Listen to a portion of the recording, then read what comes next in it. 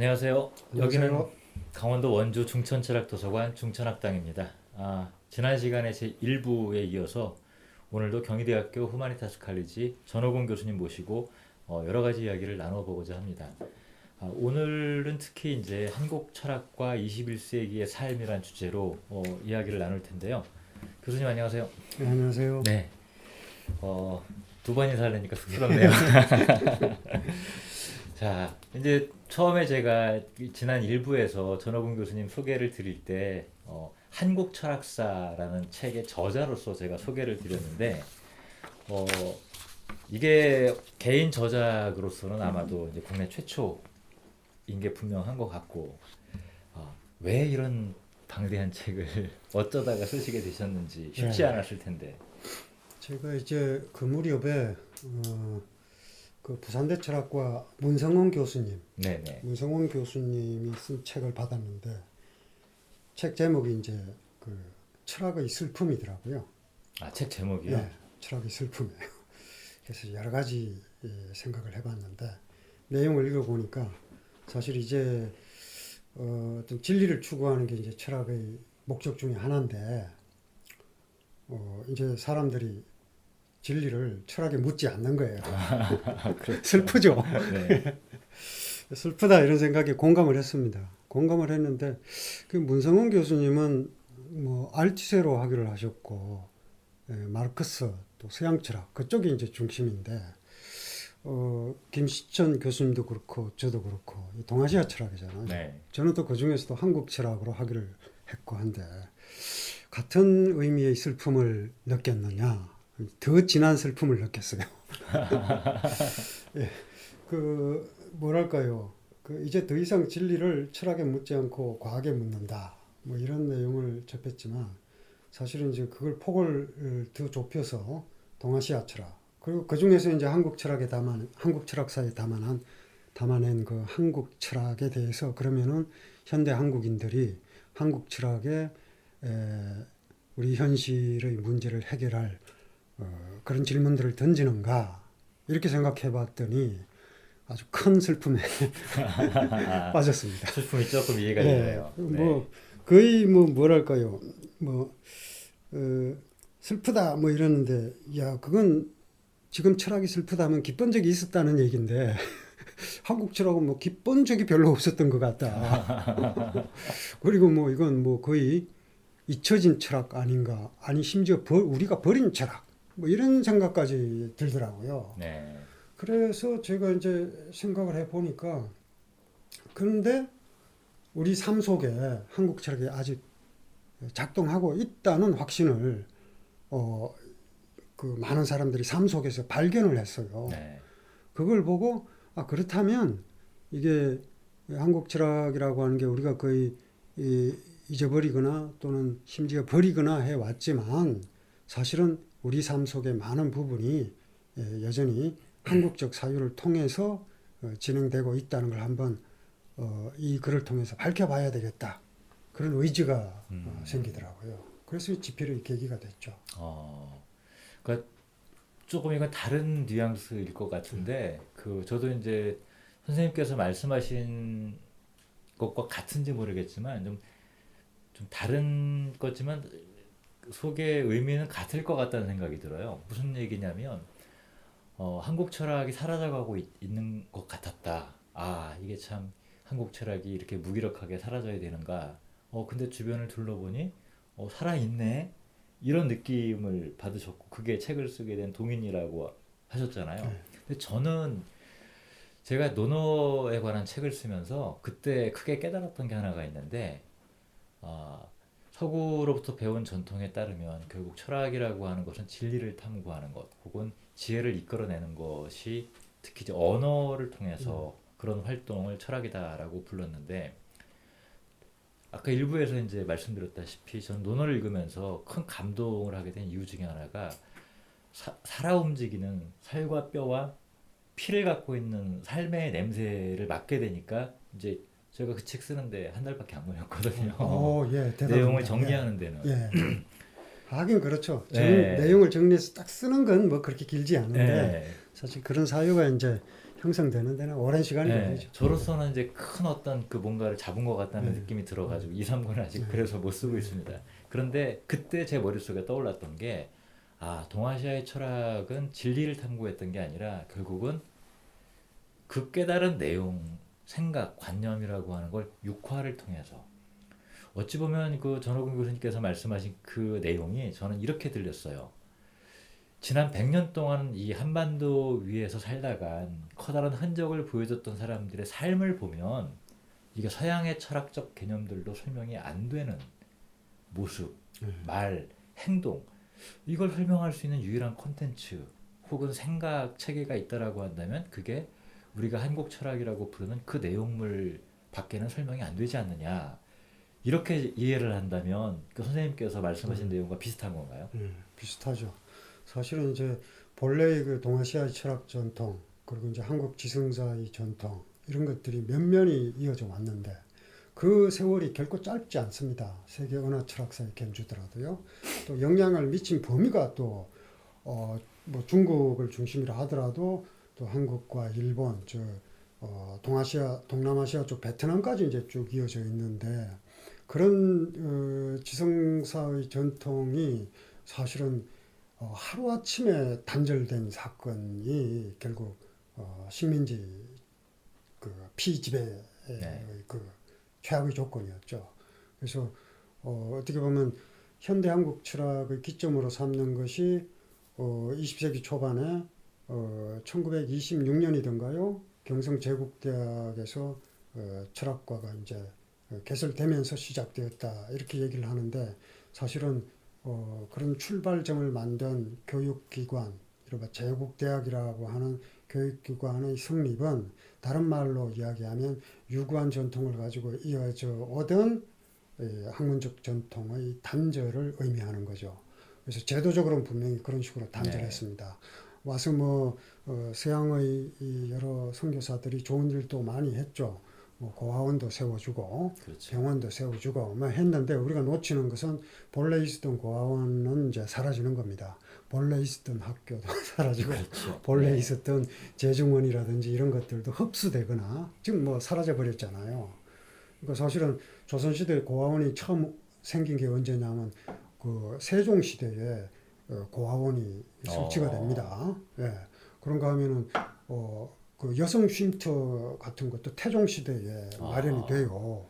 그러니까 그게 면면이 이어져 왔고 이 재중원 같은 그 의료기관은 말할 것도 없고요. 세민서라든지 이런 백성들을 치료하기 위한 그런 기관들 그런가 하면 또 뭐 너무나 유명하다시피 그 동의보감 편찬 같은 경우도 임진왜란이 끝난 뒤에 이 허준이라는 의사가 의원이 1610년이죠. 광해군 때 펴내고 그런 전통들이 단절돼 버린 게 있죠. 그렇게 단절되었음에도 저는 면면이 이어지고 있었다. 기저에서 흐르고 있고 놀랍게도 원효부터 시작한 그 전통적인 흐름이 이 원주에서 활동하셨던 무의당 장일순 선생까지 이어지는 게 있다고 발견을 한 거죠. 네. 발견하면서 이제 다시 새로운 각오를 다지게 됐습니다. 네.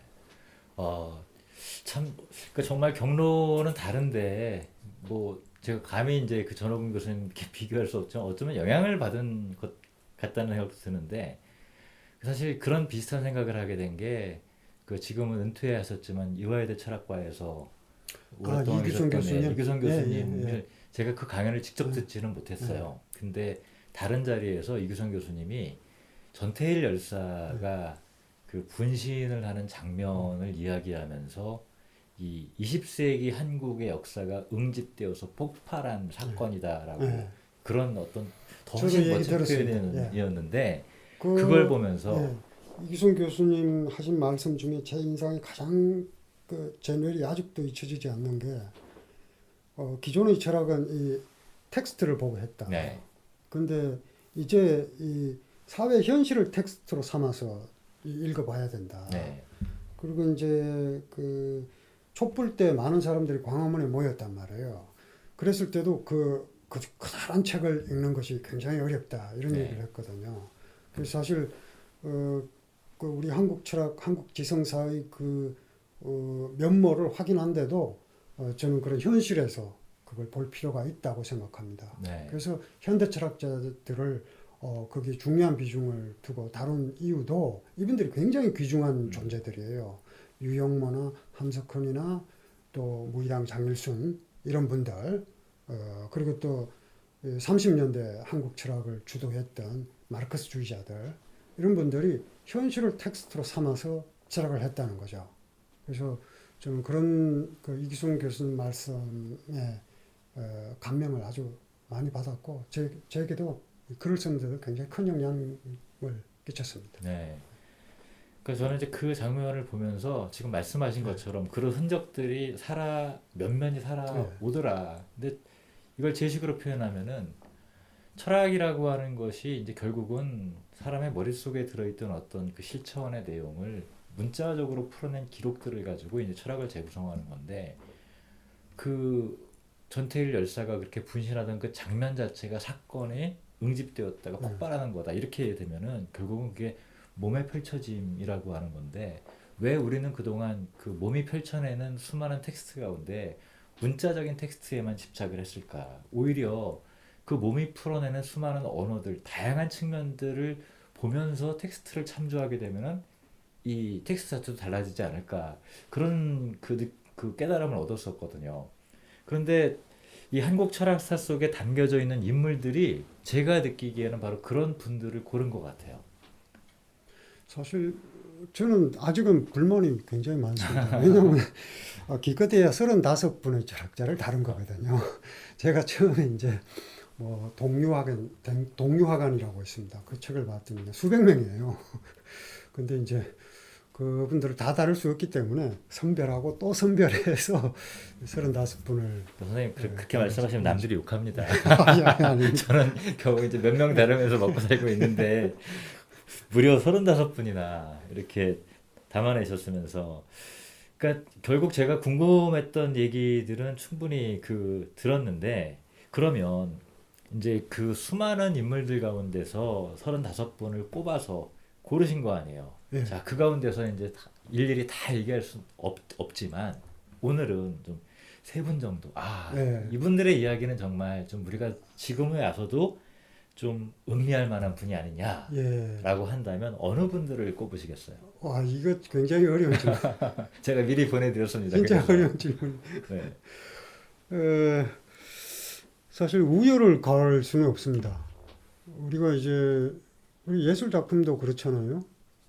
어떤 예술 작품은 고가에 팔리고 또 그보다 더 낮은 가격에 팔리는 작품들도 있고 그런데 어쨌든 그 예술 작품이 가지고 있는 고유한 성격은 값으로 따질 수 없는 거죠. 여기서 값으로 따질 수 없다는 건 비싸다는 뜻이 아닌 거죠. 대체 불가능한 지점이 있는 거죠. 네. 그렇기 때문에 사실 어떤 특정 철학자가 보다 더 길게 영향을 끼쳤고 또 광범위하게 다른 지성들에게 영향을 끼쳤다 하더라도 그보다 영향력이 적었던 철학자들이 대체할 수 없는 그 고유성이 있다면 우열로 이야기할 수는 없다고 생각합니다. 그 점을 일단 전제하면 제가 네. 말씀드릴 수가 그럼에도 있는데, 불구하고 예.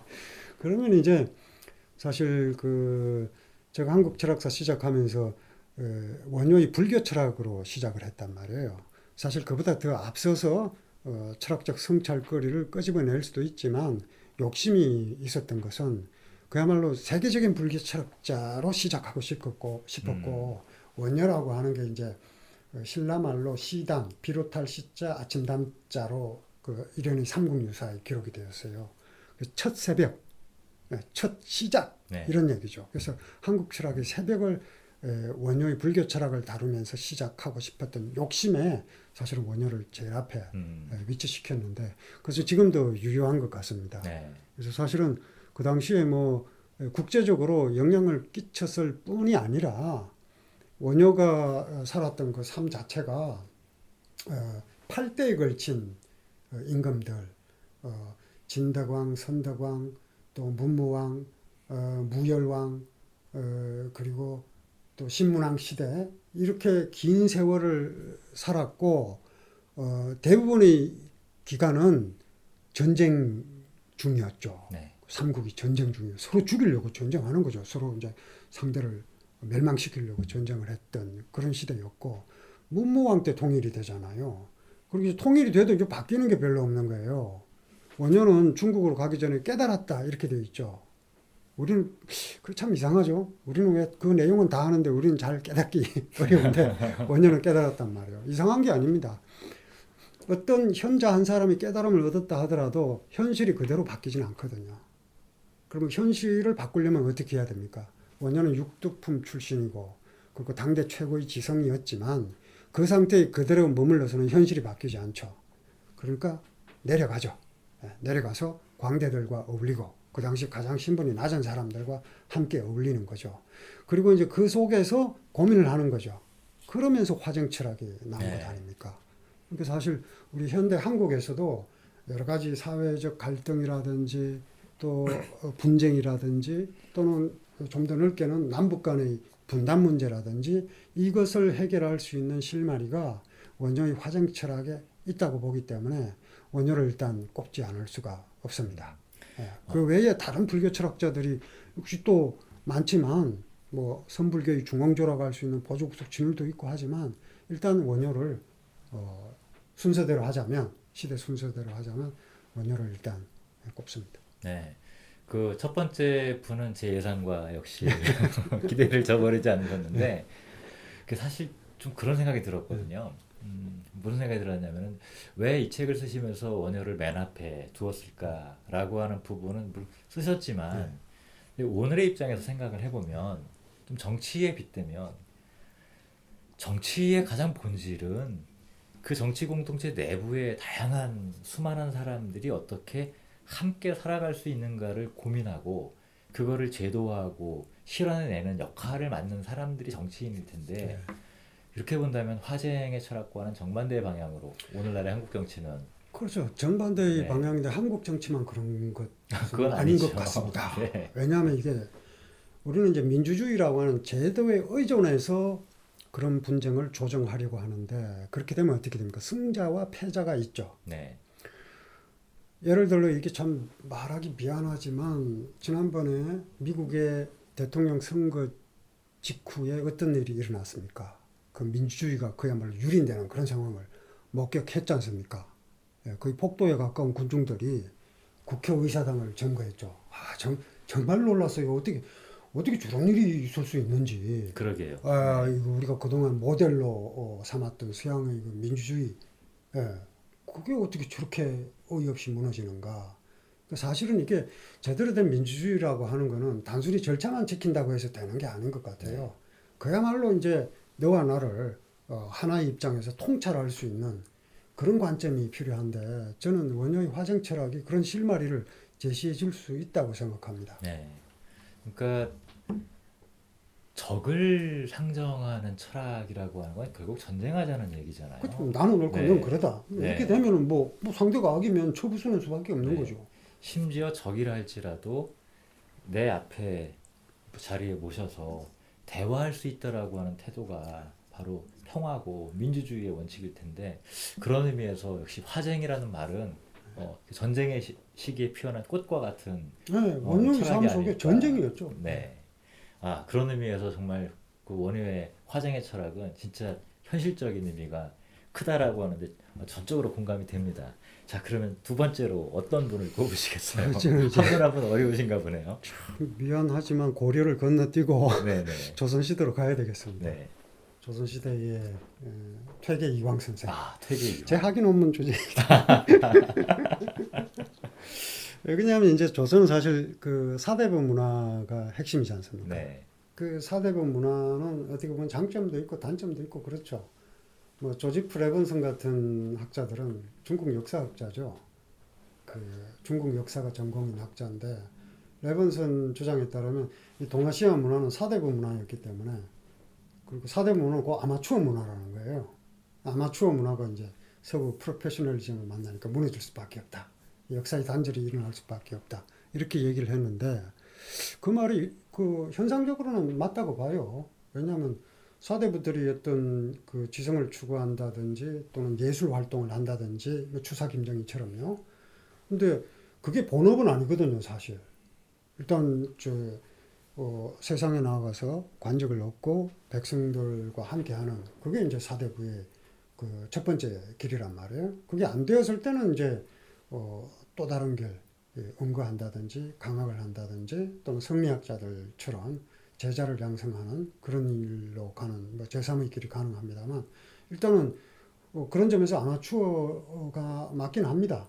그런데 저는 그런 아마추어라고 하는 것들은 삶이 중심에 놓여 있고 프로라고 하는 거는 삶보다는 일이 중심이거든요.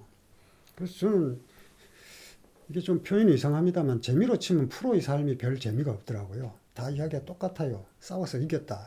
싸워서 경쟁해서 이겼다는데 레번슨 얘기에 따르면 그런 연속성을 상실했다. 그런 연속성을 어떻게 보면 그림 그리는 사람은 월요일도 그림 그리고 월화수목금을 다 그림 그리고 토일은 쉬죠. 프로들은요. 근데 이제 이 아마추어들은 월화수목금은 다른 일 하고 토일에 그림을 그린단 말이에요. 예. 달리 얘기하면 프로들은 그 일이라고 하는 영역에서 연속성이 확고한 건 맞고 아마추어는 일이라는 지점에서는 그 연속성이 느슨한 게 맞는데 그걸 바꾸어서 삶이라고 하는 영역으로 환원해서 보면 어떠냐. 아마추어는 삶이라는 게 계속 이어지고 프로는 삶이 오히려 단절되는 것 아니냐. 그래서 장단이 있다고 생각합니다. 그런 지점에서 보면 사대부 문화를 중심으로 하는 조선시대 지성의 대표로 퇴계 이황을 꼽는 게 분명한 이유는 사대부는 통치계급이란 말이에요. 아까 말씀하셨다시피. 그리고 신분사회에서 상층부에 있는 사람이고요. 그래서 한계도 가지지만 그런 사람들에게 더더욱 엄격하게 유혹이 되는 게 뭐냐면 도덕적 자기성찰이거든요. 그런 도덕적 자기성찰을 누구보다 강하게 붙잡았던 게 퇴계 이황이고 그리고 퇴계 이황은 혼자 성립된 게 아니죠. 역시 고봉 기대성이라고 하는 또 탁월한 이 후배 유학자의 비판을 서로 도전 응전하면서 형성되어 나가는데 그 속에서 보면 퇴계가 끝까지 양보하지 않았던 것이 사대부의 자기 수양이에요. 네. 그런 점에서 저는 조선시대 유학의 대표자로 퇴계 이황의 자기 성찰적 태도 이걸 일단 꼽고 싶습니다. 네. 그렇게 율곡 선생님 말씀하시니까 죄송합니다. 정도원 선생님 죄송합니다. 근데 저는 그 이제 자기 수양이라고 하는 부분을 이제 특히 현대 학자들이 와서 대단히 강조를 했잖아요. 근데 왜 자기 수양이 이렇게 중요한 거지? 왜냐면 자기를 수양할 시간이 별로 없지 않습니까, 우리가. 워낙 그렇죠. 이제 바쁘다 코로나 보니까. 시대에는 네. 좀 있지 않습니까? 네. 왜냐하면 코로나 시대에 보니까 에마누엘 레비나스라고 프랑스 철학자죠. 네. 레비나스 글을 읽은 적이 있는데 레비나스가 철학이 어디에서 시작하느냐? 인간이 자신을 직접 보지 못하는 데서 시작된다. 공감했어요. 거울을 비추지 못하잖아요. 거울은 다른 사람으로 비추는데 자기는 못 비춘단 말이에요. 그렇죠. 그것처럼 인간이 자기를 대상화한다고는 하지만 완전하게 대상화할 수 없잖아요. 프로이트가 자아를 대상화한다고 했지만 그것도 불완전한 거죠. 그런 점에서 이제 레비나스의 말에 공감을 하는데 그 다음 얘기가 윤리가 그럼 어디서 시작되느냐? 얼굴을 보는 데서, 대면하는 데서 시작된다. 그래서 코로나 시대에 대면을 못하게 되면 윤리가 부족해지기 쉬운 거죠. 그러면 그걸 그냥 그대로 인정할 수 있을 것인가? 저는 좀 생각을 해봤어요. 바로 그렇기 때문에 비대면 상황에서의 윤리가 더 중요한 것이다. 그리고 그 비대면 상황에서의 윤리는 혼자만의 윤리고 그것이 바로 신독이다. 퇴계가 그렇게 신기독야를 강조했고 물론 대학에 나오는 얘기죠. 혼자만의 윤리라고 하는 거는 자기와의 약속이거든요. 타인에게 해를 끼치지 않으려고 뭐 이런 조건이 있는 게 아니라 오직 나 자신과 그러니까 예를 들어 칸트식으로 얘기하면 거짓말하지 말라 이런 정언 명령은 타인을 속이지 말라는 뜻인데 이 대학의 신독의 윤리는 나를 속이지 말라예요. 자기 자신에게 초점이 있고 그게 누구보다도 더 체계화되고 또 형상화된 모습으로 드러난 게 이제 퇴계 철학이었다 이렇게 본 거죠. 저는. 그러니까 선생님 말씀이 조금 더 이해가 되네요. 그런데 또 다르게도 좀 지금 말씀하신 게 들렸던 부분이 뭐냐면, 그러니까 쉽게 말하면 신독이라고 하는 가르침이 이 비대면 상황에서 우리에게 주는 커다란 메시지 가운데 하나는, 네가 지금 물리적으로 혼자 있다고 해서 혼자 살 수 있는 게 아니야. 네. 예. 거기에 집중한다면 그 비대면 상황이라고 하는 것이 오히려 인간의 윤리성이라고 하는 것에 대해서, 자기 자신에 대해서 더 새롭게 성찰할 수 있는 기회가 될 수도 있다. 그럼 도움이 되는 네. 거죠. 근데 그 부분이, 그러니까 자기 수양, 그러면 도대체 그렇게 자기를 그 반추해서 반성해서 자기 내면을 들여다보면서 혼자 있을 때까지 삼간다라고 하는 건 뭘까? 가만 생각해 보니까 잘 우리가 거명하진 않지만 통치자이기 때문에, 그 예전에 제가 읽었던 그 타임 에세이 중에 그런 글을 읽은 것 같아요. 홀로코스트 2차 대전 때 그 단 한 장의 문서에 히틀러가 사인을 하는 순간 수백만 명의 유태인의 목숨이 날아갔다. 그러니까 서류 한 장에. 그러면 그 서류를 위반하는 사람들이 바로 그 유학자들이고 사대부들인데, 이런 사람들에게 필요한 태도, 자세, 바로 그런 것들을 이야기한 게 아닌가. 더 구체적으로 얘기하면은 부패하지 않는 거. 그러니까 자기 수양을 해서 성인 군자가 된다라고 하는 적극적이고 긍정적인 방식으로만 이해하려고 하니까 사실 그렇지 않은 사람들이 너무 많잖아요, 현실에서. 그렇죠. 네. 그런데 부패하지 않는다라고 하는 거. 통치자이고 상류층인 내가 그릇된 결정을 하고 억울한 사람들을 만들었을 때 수백, 수천, 수만의 사람들이 잘못될 수 있다라고 하는 그 의미를 알 수 있는 사람이 어쩌면은 군자, 이런 의미에 담으려고 했던 게 아닐까. 좀 그렇게도 이해가 되는데. 네. 그 말씀 공감이 갑니다. 왜냐하면 현대 사회에서도 전문가 집단이 있지 않습니까? 네, 예를 들어서 전문가가 거짓말하면 어떻게 됩니까? 사람들이 믿거든요. 그렇죠.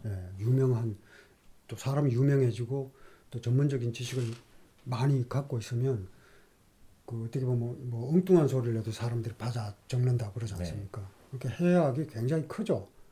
그러니까 그런 경우에도 여전히 적용될 수 있다고 봅니다. 네. 자, 그러면 마지막 세 번째 마지막 어떤 분을 꼽으실지. 사실 그 현대를 빼면 현대는 이제 따로 바라봐야 될 것 같아요. 지금 네. 우리가 지금 살고 있는 이 시대니까 따로 이제 모셔야 될 것 같고, 그 이전까지 전통 철학자 중에서 꼽자면 역시 저 연암 박지원 선생 죄송합니다. 뭐 홍대영 선생도 죄송하고 이분들에게 죄송하지만 다산 정약용 선생을 네. 꼽아야 될 것 같습니다. 왜냐하면 이를테면 이제 그 성리학이 아닌 실학자, 물론 이제 실학이라고 하는 개념 자체는 20세기에 만들어진 것이긴 합니다만, 그런 관점에서 바라볼 때 18세기 새로운 학문 조류를 잘 이해할 수 있는 지점이 있으니까 저는 상당히 긍정적으로 봅니다. 실학자로서 성리학의 한계를 벗어나서 당시 조선을 건강하게 만들려고 한 철학자라고 생각해서 다산 선생을 꼽겠습니다. 뭐 다산 선생에 대해서 깊이 있게 또 얘기하려면 또 워낙 많으니까. 저술량이 네. 500만 장에서 제일 많아요. 그 차후에 그 퇴계 선생과 그 다산 선생에 대한 얘기는 강의를 통해서 한번 또 따로 모셔야 될 것 같고, 자, 일단 그 세 분을 꼽았는데 굉장히 상식적으로 납득이 될 만한 그 유명한 데에는 이유가 있구나라고 하는 게 확인이 되는데, 그러면 조금 이제 좀 이 앞에 질문과 이어지는 질문이면서도 조금 방향이 다른 질문인데, 제가 예전에 어떤 분이 그런 얘기를 했는지는 모르겠지만 외국인 학자인데 한국학을 강의하는 분이 이런 얘기를 하더라고요. 단군 신화를 이야기하면서 홍익 인간이라 이 얼마나 대단한 이야기냐. 사실 고대 신화들을 읽어보면은 피 튀기는 얘기들이 많이 나오잖아요. 뭐 그리스 로마 신화만 좀 상대적으로 덜한 것 같지만 뭐 제우스 바람핀 얘기들, 이런 얘기들이 많은데, 신화를 이야기하면서 홍익 인간, 널리 인간을 이롭게 한다. 야, 이거 정말 흥미로운 생각 아니냐라고 하면서 그 한국학에 대한 강의를 시작을 하더라고요. 마찬가지로 선생님께서 보시기에 우리 한국 철학의 전통에서 21세기에 내놓을 만한 어떤 특정 인물이 아니라 좀 그 속에 어떤 흐름을 찾을 수 있는 어떤 전통적인 관념이 있다면 네. 어떤 걸 꼽을 수 있을까?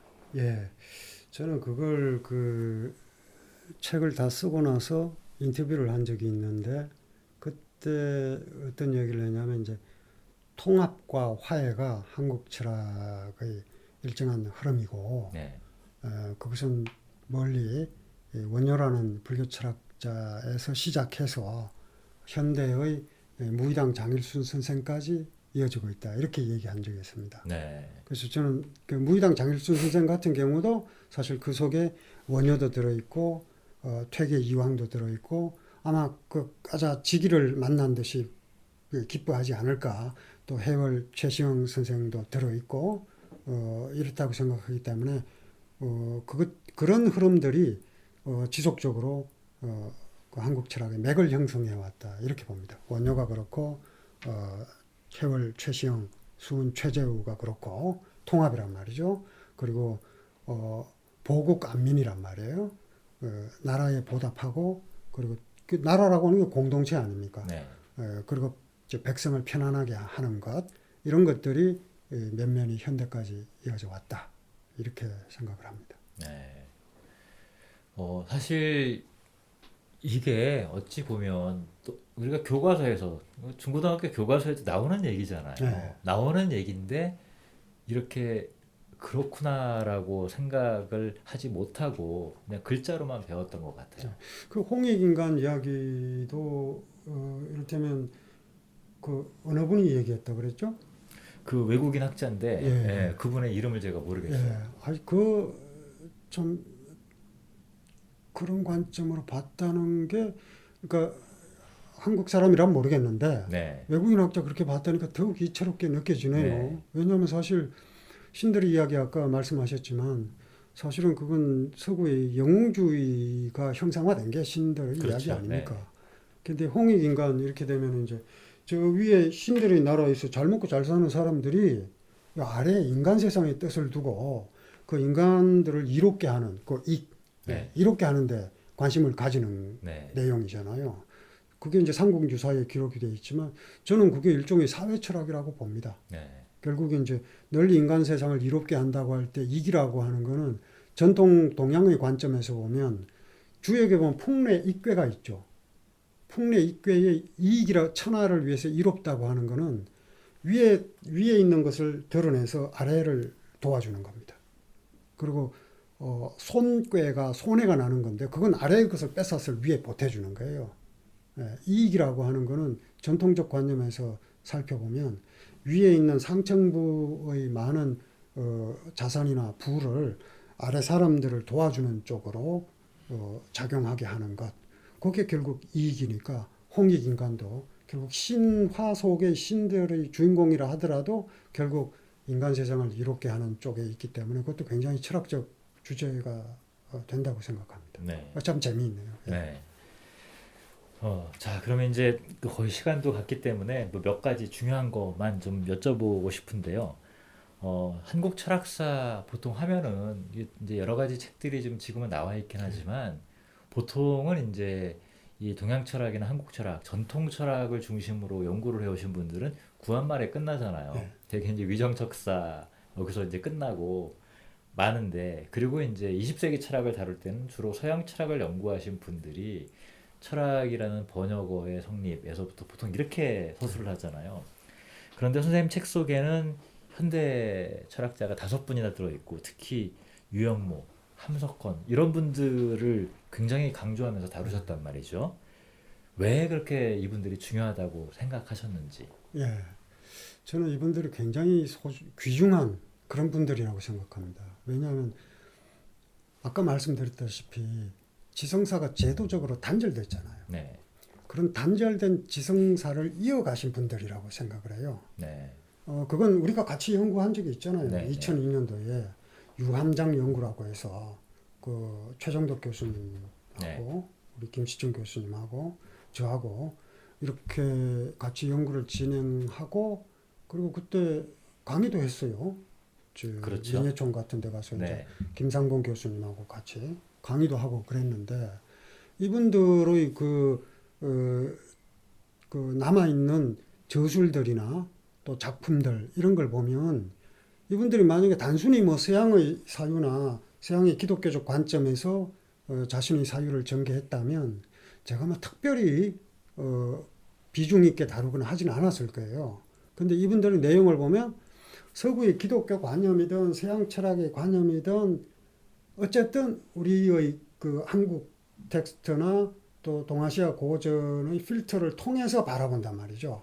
그러면서 그 둘을 융합, 조화시키는 화해, 통합하는 그런 내용들이 이 유영모 선생, 함석헌 선생, 또 장일순 선생이 공통적으로 드러나더라고요. 그래서 저는 사실 뭐 우리가 처음 한 건 아닙니다. 왜냐하면 그 2008년이던가요? 그때 세계 철학자 대회가 그렇죠. 한국에서 2008 년도죠. 열렸죠. 그때 이미 이제 한국의 철학자로 소개됐죠. 유영모, 함석헌 두 네. 분이요. 그리고 아마 이제 장일순 선생까지 넣어서 한 건 우리가 처음 연구를 네, 네. 진행한 걸로 알고 있습니다. 그래서 사실은 우리가 이제 서구의 사유와 서구의 사유도 저는 이제 좀 다르게 생각하는 게 저런 거예요. 예를 들어서 어떤 분이 뭐 나는 프랑스 철학 전공입니다 이러면 제가 그래서 우리 같이 전공이 같아요. 선생님도 한국 철학 전공이세요. 프랑스 철학 갖고 프랑스에서 지금 살고 계시지 않고 프랑스어로 논문 안 쓰시잖아요. 한글로 쓰시고 한국의 지성 대중 지성들을 대상으로 이야기하니까 우리 지금 한국 현실을 고민하는 겁니다.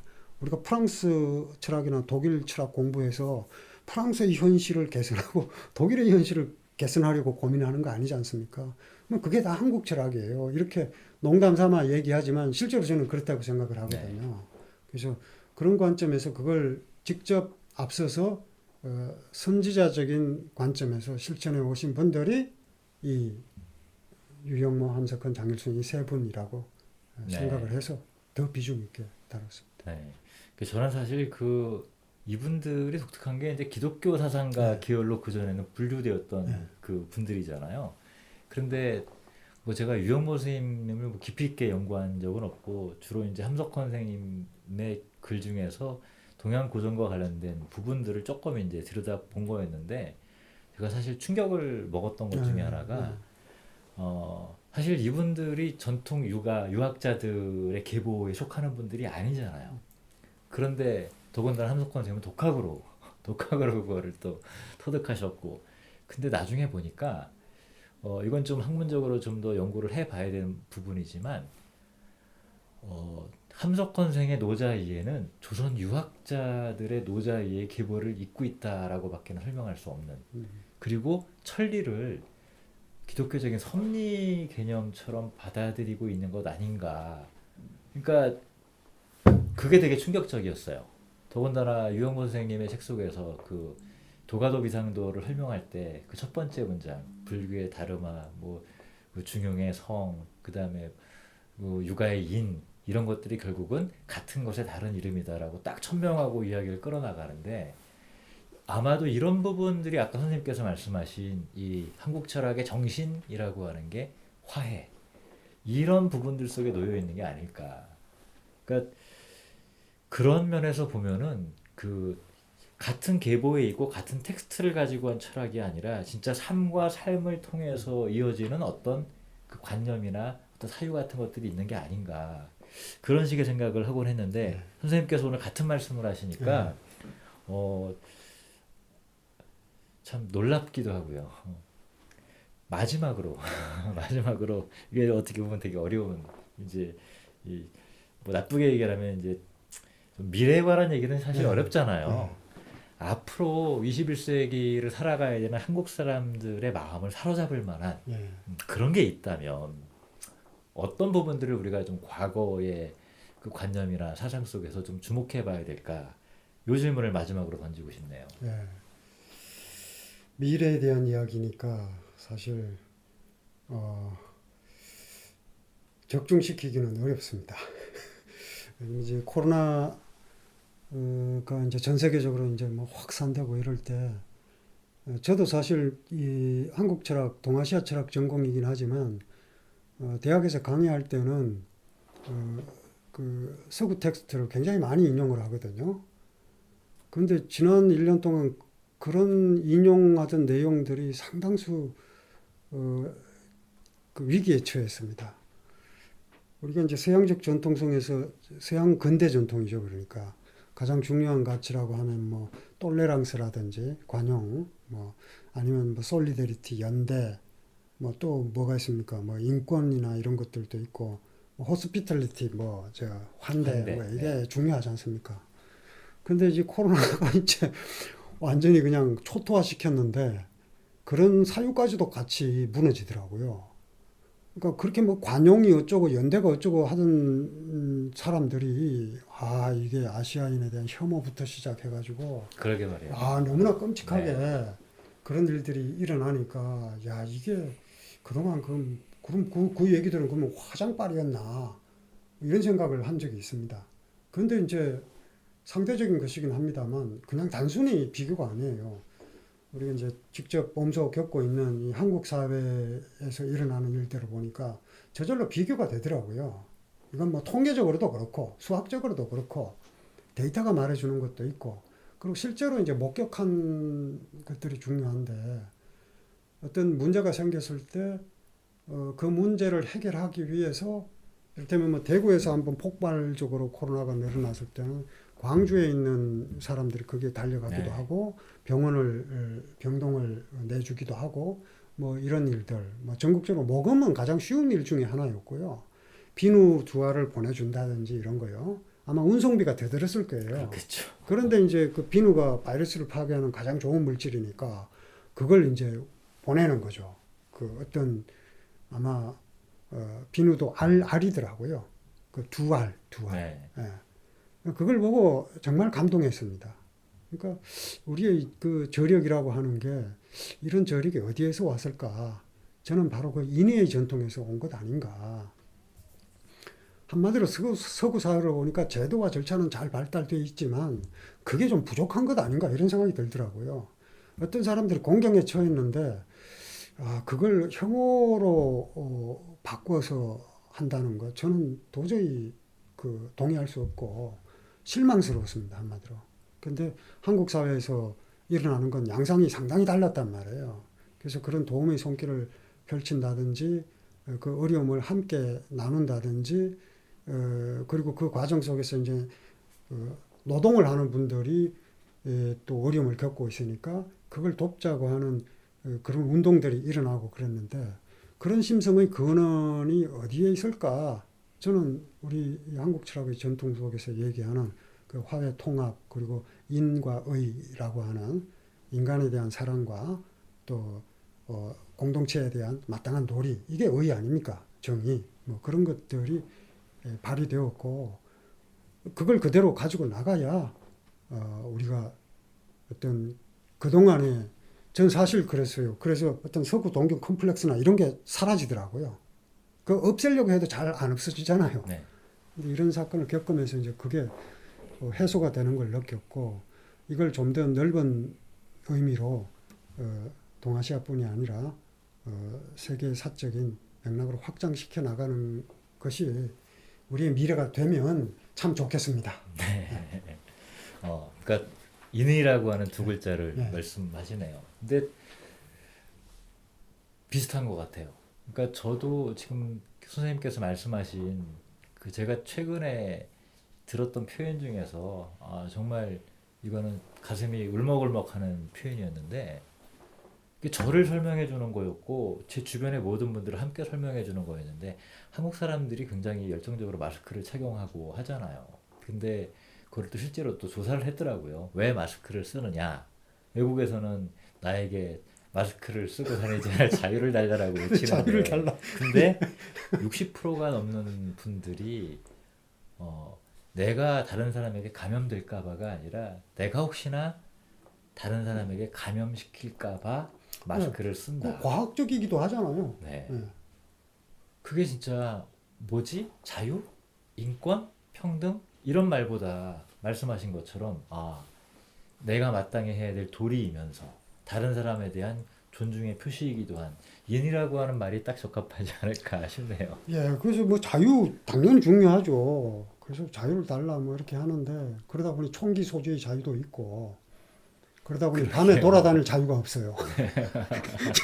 좀 자유, 그렇네요. 제대로 된 자유를 추구해야지. 네. 방역 당국에 돌 던지고 뭐 이런 자유, 너무나 실망했어요. 네. 분명히 자유가 중요한 사회죠. 21세기 사회는 그 자유의 가치를 결코 부정할 것이 아니라 더 키우고 확대해야 되는 건 분명한데 네, 그 저는 자유가 인위에 바탕한 진정한 네. 자유를 추구해야 된다. 네. 어떤 자유를 갖느냐라고 네. 하는 네. 건 그 시대의 사람들과 문화, 결국 철학이 선택하는 그런 그 알맹이가 아닐까 싶습니다. 자, 오늘 긴 시간 너무 고맙습니다. 예, 즐거웠습니다. 고맙습니다. 자, 이렇게 해서 중천학당 시즌2 내 마음속의 생각여행을 모두 마치겠습니다. 오늘 함께 해주신 전호근 교수님 고맙습니다. 네, 고맙습니다. 네, 시청자 여러분, 다음 기회에 또 다른 주제로 찾아뵙겠습니다. 고맙습니다.